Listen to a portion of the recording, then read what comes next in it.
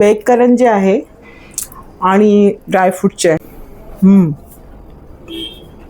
मस्त. तर आपण पारंपरिक करंजी असते, आपण तळणीची तुपामध्ये तेलामध्ये तळतो. तर तुम्हाला बेक स्वरूपाची करंजी हवी तर ती इथे तुम्हाला मिळणार आहे श्री बेकर्समध्ये.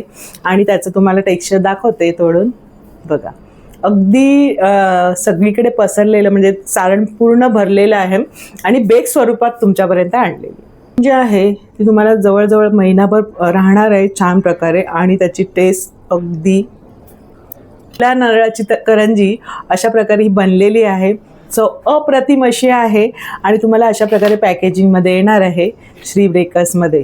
खास असं प्रोडक्ट आहे पुन्हांना म्हणून. एक बिस्किटमध्ये अगदी तुम्हाला 20 पदार्थ याच्यामध्ये वापरले गेलेले आहेत.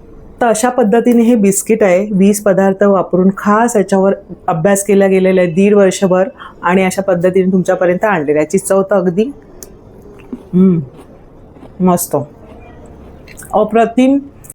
शतावरी, अनंतमूळ आणि अश्वगंधा मध्ये 6 धान्यांचे प्रकार आहेत. अगदी नाचणी, उडीद बऱ्याच प्रकारचं ह्याच्यामध्ये वापरलेलं आहे. 20 प्रकारचं ह्याच्यामध्ये ड्रायफ्रूट वापरून अशा पद्धतीने तुम्हाला हेल्दी बिस्किट तुमच्यापर्यंत आणलेलं आहे. नक्की याची चव चाखा. तर इथे तुम्हाला टोस्टमध्ये पण बरेचसे व्हरायटी आहे. अगदी तुम्हाला गव्हापासून बनलेले. हे 95 रुपयाचं पॅकेट आहे आणि हे 70 रुपयांचं. इथलं मूळचं उत्पादन आहे मावा केक. जिथून याची सुरुवात झाली तो तुम्हाला मिळणार आहे मावा केक आणि ते सुद्धा वेज. आणि याच्यामध्ये रव्याची पण टेस्ट असणारा मावा केक असे ते पण त्यांचे प्रोडक्ट्स आहेत. नानकटाईमध्ये पण बरेचसे फ्लेवर्स आहे. इथे तुम्हाला मिळणार आहे बेसन नानकटाई आणि ही आहे गव्हापासून बनलेली नानकटाई.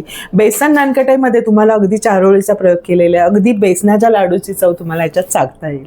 आणि हे तुम्ही महिनाभर पण खाऊ शकता किंवा प्रवासात नेऊ शकता. मुलांना सुद्धा तुम्ही डब्यात देऊ शकता. हे सगळे प्रोडक्ट आहेत तुम्हाला श्री बेकर्समध्ये. आणि खाली मी तुम्हाला पत्ता दिलेला आहे. होलसेल आणि रिटेलमध्ये तुम्हाला हे सगळे बेकरीचे आयटम्स मिळणार आहे.